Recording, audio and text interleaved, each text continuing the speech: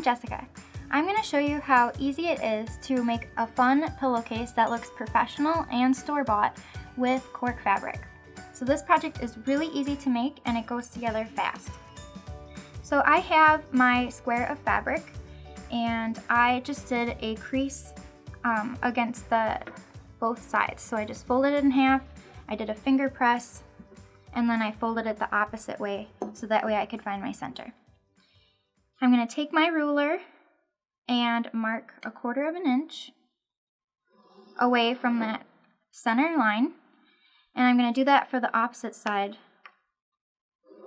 So that way this will help with positioning the petals on the front of the pillowcase. So do the same for the horizontal direction of the pillowcase. And what's really neat about cork fabric is that it comes from Portugal and it is 100% sustainable material that is very easy to cut and sew with. So this material is really made out of cork fabric. It's a thin layer of cork with a fabric support backing, and it's a woven material, so that's what you're used to sewing with. So I have my pieces of cork already cut out that I need for the pillowcase, and you won't want to use pins with the cork fabric because it will leave a permanent hole in the material. So whenever you're sewing it into a seam, you want to use some sewing clips, but in our case we're doing applique, so I'm just going to use a glue stick to position the petals. But you could also use double-sided basting tape to help hold these in place when we're appliquing. So we have 4 large petals and then 12 of the smaller petals, and then you can add a center circle if you want. And you can get creative with how you lay these out on top of your pillow, but I am just going to show you how I did it. So turn the cork fabric over so you have the wrong side up and apply some glue to the back. And position it so that way it hits that corner marking that we did on the front of the pillowcase. And it should try to get it so it's at a 90-degree angle in that corner, and press it down. And you can use your ruler to measure if there is equal spaces if you want to get real technical about it, but this is just an easy project. It'll look cute no matter what way you do it. So I'll continue to add on the petals.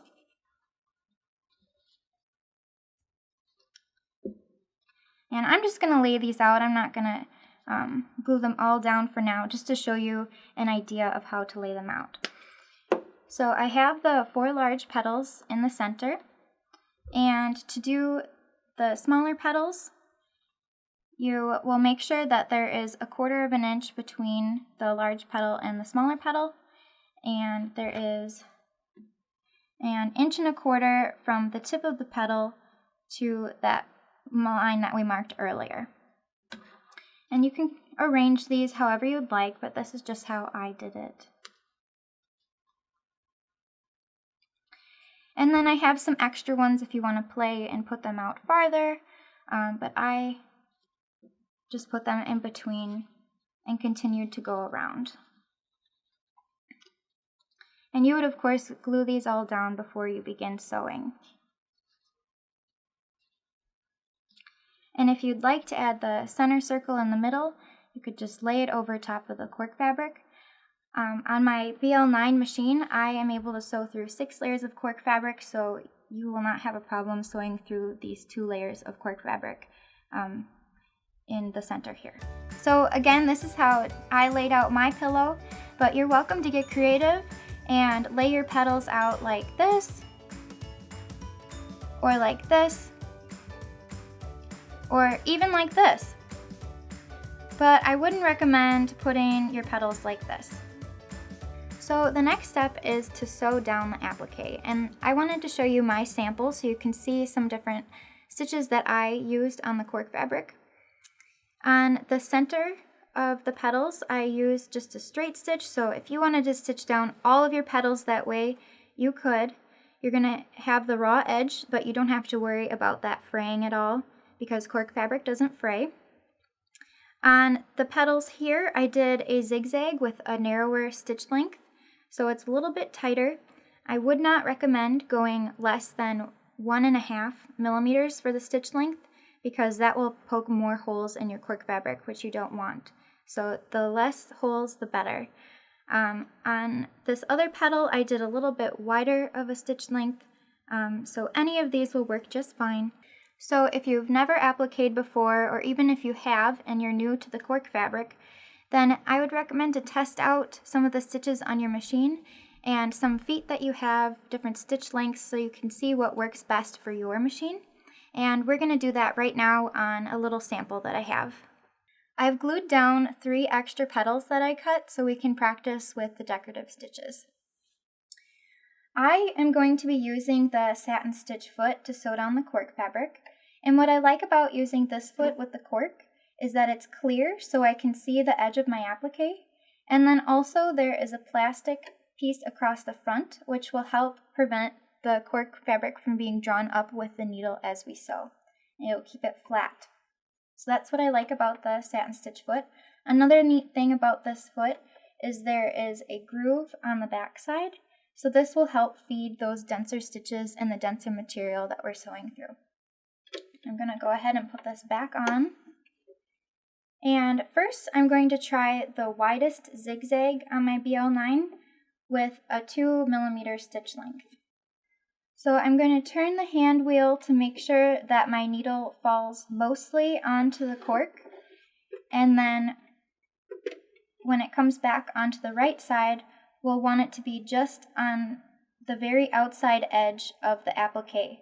So that way we're covering the edge, but we're mostly on the cork to hold it in place. So it looks good, and we're ready to sew. And I recommend that you start on one of the sides and not a corner of the petal, and that'll just help with a nicer stitch.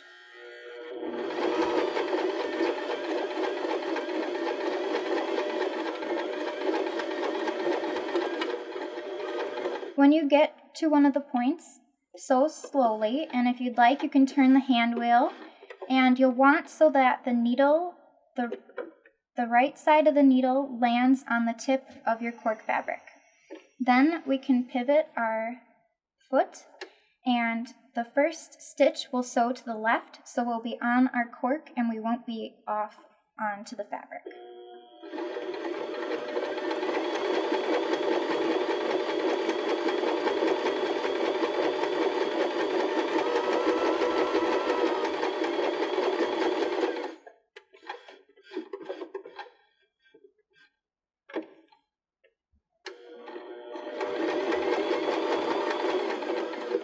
And you can backstitch at the beginning and the end if you'd like. And make sure that your needle is in the highest position before we take it out from underneath and trim the threads. So to me, this looks like it's a little bit too wide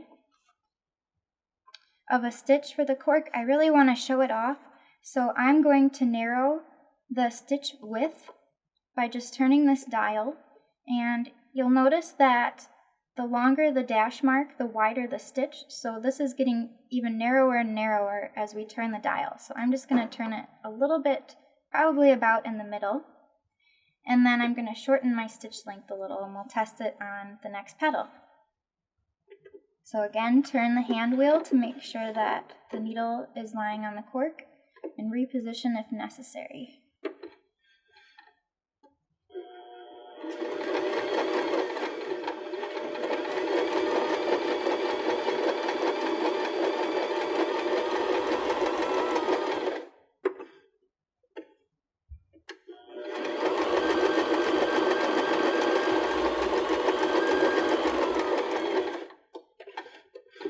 And this material is just gliding through my machine really nicely.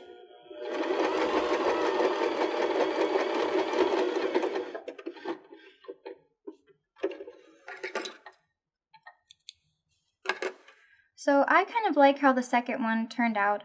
I got a little off here, but this is just practice, so I'd recommend doing a couple more petals to make sure you know where to line up your foot so you can get the nice top stitching.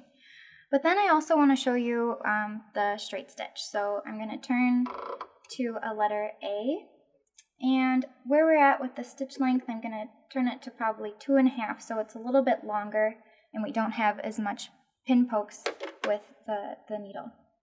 So start a little bit in from the corner.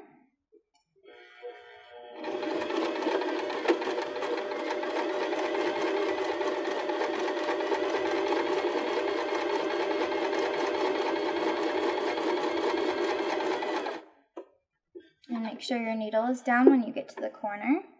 And when you pivot, whatever seam allowance that you used here, try to stop that same amount before you reach the corner.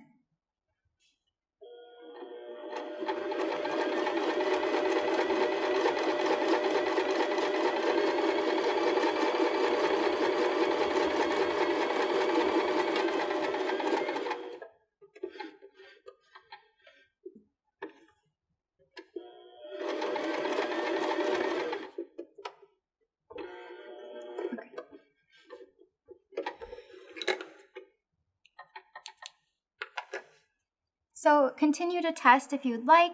I like the second one, so I'm going to go ahead and sew down the rest of these petals.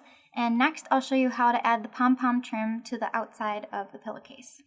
Position your pom-poms so that the pom-pom is on the inner part of the pillowcase. And this flange part here is going to be in line with the raw edge. And you can pin this or use wonder clips. And once you get to the corner, it will try to, if possible, have one of the pom-poms land on the corner. And when you turn the corner, it will curve a little bit. And just try to lay it as flat as possible. And to make it a little bit easier to show you, I will put in a couple pins.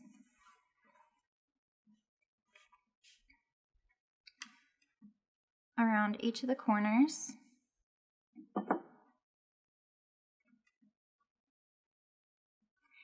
And something helpful that I find is to take a scissors and to clip a little bit of that trim on the pom-poms, but do not clip all the way through the trim on the pom-poms. And if you do that, then you'll have the frayed edge, and this will just help expand the trim a little bit so we can sew around the corner more easy. So see how nice and flat that will lay after we trim it. And I left about 1/8 of an inch seam allowance of the trim left. So we can continue to pin that corner. And then our pom-pom will pop right on the corner of our pillowcase. Continue pinning all the way around the pillow, and then we'll be ready to baste it down to the front. So at the machine, I have my zipper foot set up so it is attached on the left side. And I want to do that so my needle will be as close to the edge of the pom-pom trim as possible. And that's what's nice about this zipper foot, is it's very narrow and I can get very close to the edge of the trim. I have my needle set on center needle position and a stitch length of 2.5 just to baste it down. And go slowly, and if you need to, hold some of the pom-poms out of the way.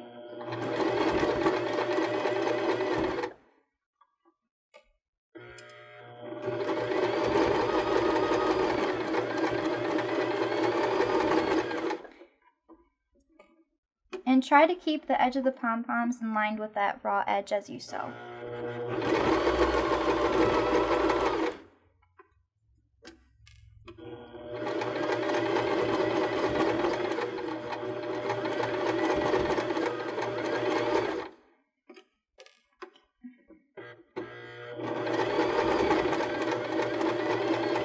So as you get to the corner, we had cut it so it fits nicely around the corner. And we'll stitch close to the corner. We're doing it about 1/2 of an inch seam allowance. So stop about 1/2 of an inch away from the end. And then make sure your needle is in the down position and lift up the presser foot and pivot around the corner.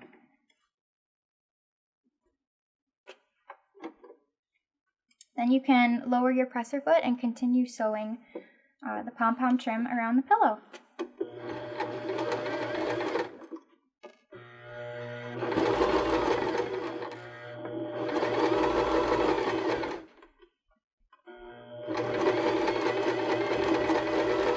Okay, so now we're about where we began, and I'll show you how to do the join and overlap the pom-poms so it looks like it's one continuous line of trim.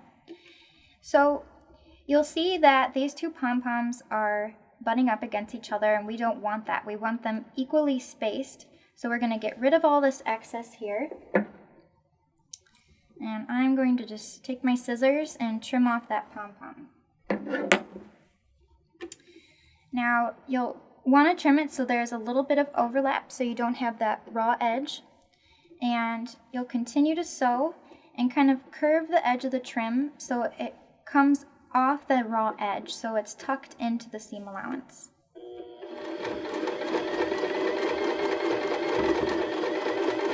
And just keep going, sewing straight across that join. And make sure that you back stitch over the join.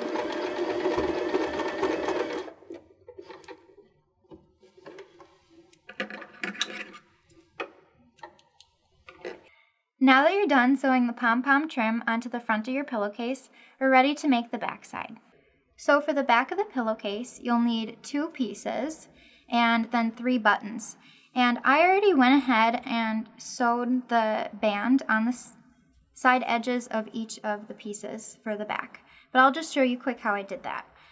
So you'll have your fabric with the wrong side up and fold the length side 1/2 inch to the wrong side, and then you'll fold it again 1.5 inches. So you'll take your ruler and make sure that that's accurate, and that way we have a nice wide band to sew our buttons and our buttonholes.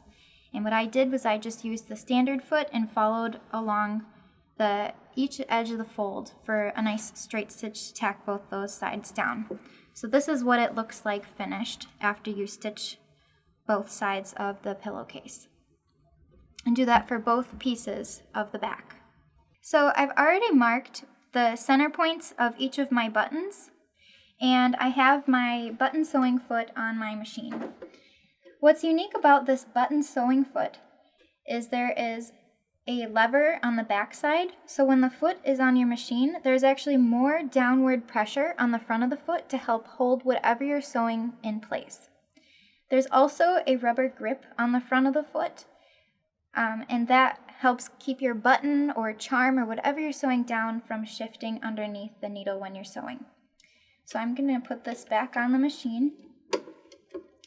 So I have a sample here where I've sewn on some charms with the button sewing foot, snaps, 2-hole buttons, and then 4-hole buttons.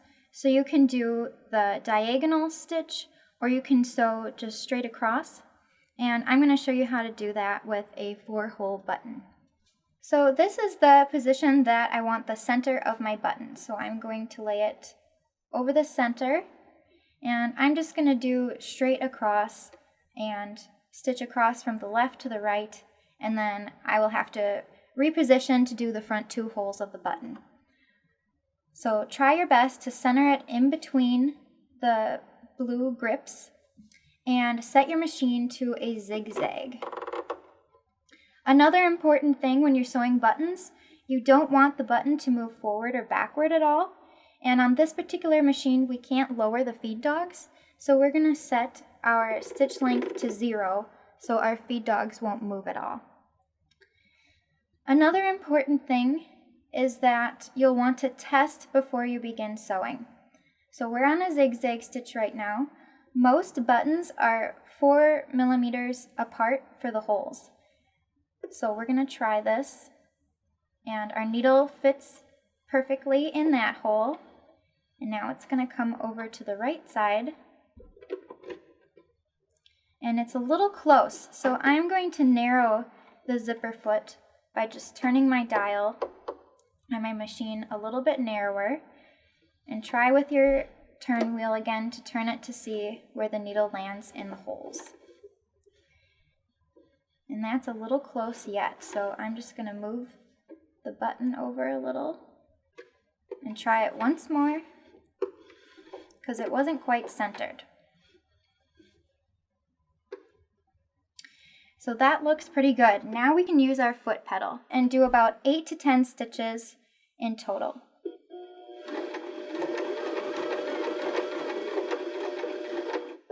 Once you finish sewing the 8 to 10 stitches, then move your needle, turn your hand wheel so the needle is in the highest position, and we can cut our threads and cut them so you have a generous amount of thread to work with. To finish off the thread tail, we're going to thread it through a hand sewing needle and poke it through one of the holes on the button and bring it to the back side. And it's okay if the needle comes off, because now we're going to tie our threads together on the back. Just knot it a few times, and this will secure the tails on the back side. So we can trim our threads. You can add a drop of seam sealant on the back of the button to keep the stitches in place. So that's how you sew a button on that would be flat on your project. So this is nice for a pillowcase because we won't be opening the pillow very often. If you're putting a button on a garment or something that you'll be opening more often and using the button, then I'd recommend putting on a shank. And I'll show you how to do that with this same button sewing foot. To use this same foot to make a thread shank for your button, use a thicker needle, and there's a hole right in the center of the foot that you're going to stick the needle through. So just stick it through the foot straight in.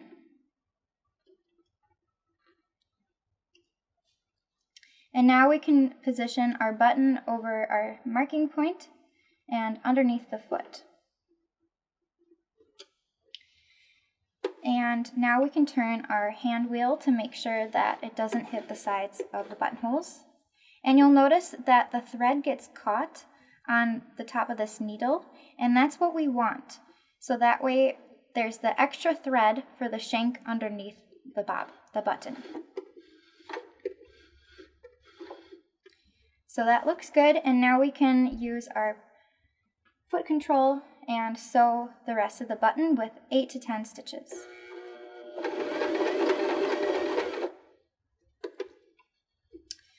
So cut your threads with a generous amount again. We can take out that needle.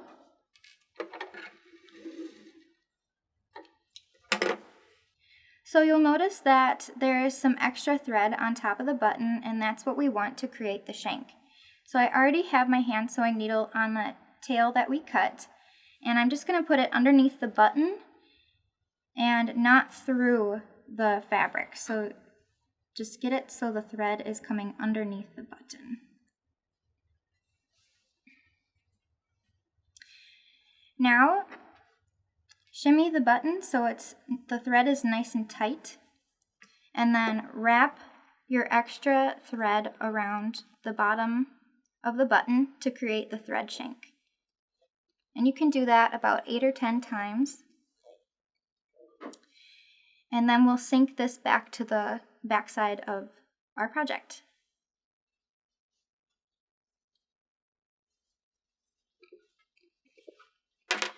Now you can remove the hand sewing needle and tie your tails together. Then we'll trim off the extra, and again you can add on some seam sealant on the back. And see, here is a big difference between the button with the shank and then the button without a shank. So continue to add on your buttons and sew through the holes to add on 3 buttons on one side of your pillow. Now we're going to move on to add the buttonholes on the opposite side of the pillow back. I've already marked where the back end of my buttonhole is going to be on my fabric. So let me show you the buttonhole foot. I've measured how big I want my buttonhole to be, and it will go from the second to last line and stitch all the way to the front red dashed line. So begin by adding the foot on the machine, and let's put our fabric underneath. And we'll want the black marked line in line with the foot, and move this so that way the arrow is on the red line that we want to start at. So lower this over that marked line. And for our machine settings, we're going to turn the stitch selector to number 1.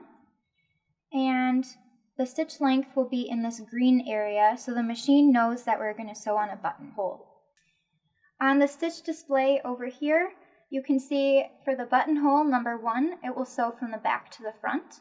Then it will bar tack for number 2. Then we're going to move to number 3, and it's going to sew the opposite side of the buttonhole backwards, and number 4 will bar tack at the very end. So back at our machine, we're ready to sew. We're on number 1 and in the green area for the length, so we could just go ahead and let the machine sew for us. It's going to do a tight zigzag.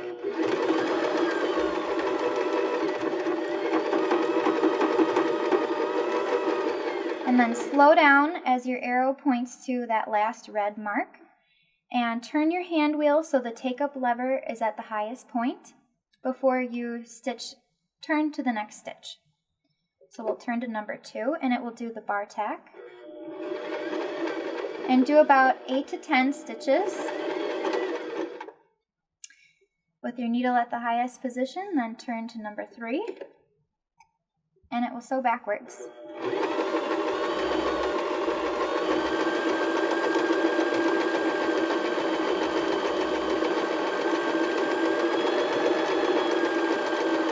And slow down as you reach that tick line that we noted for our button, and turn back to number 4.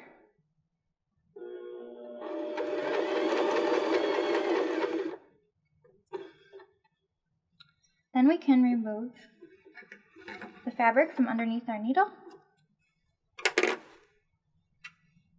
and trim your threads.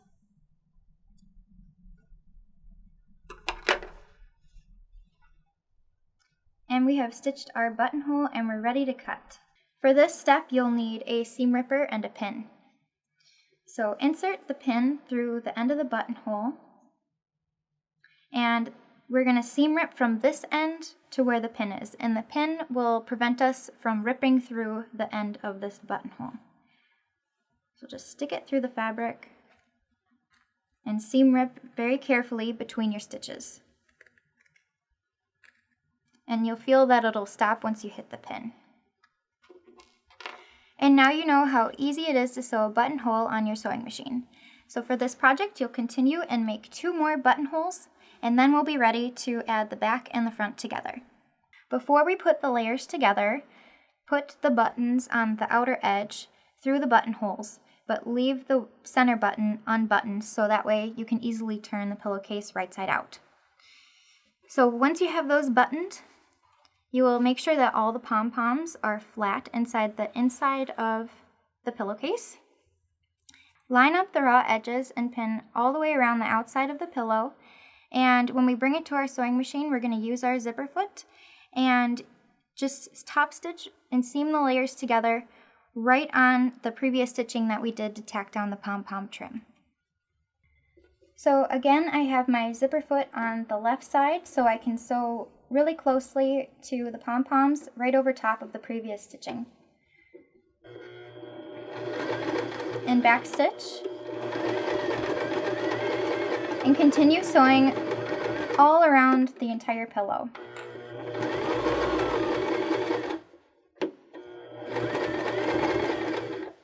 Once you get to the casing where the buttons are, you're going to back stitch for reinforcement.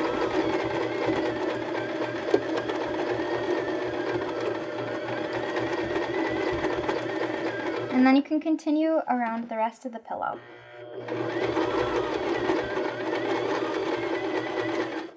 I've just finished stitching around the entire pillowcase, and if you would like to prevent fraying, then you can use a zigzag stitch to go all the way around the outside edge, and that will keep the edges nice and clean if you plan on washing your pillow. And because I made my pillow in white, I might want to wash it. And the Cork fabric applique is completely washable too, so you don't have to worry about that. And now we're ready to turn it right side out. And poke out the corners so the pom-poms are in each corner.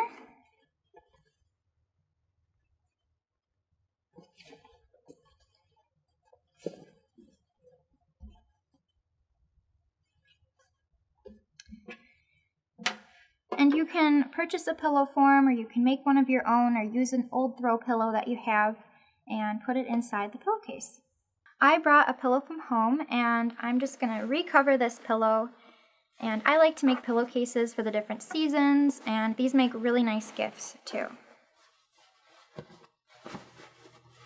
So just make sure that the corners fill out the pillowcase, and then you can button the buttons on the back.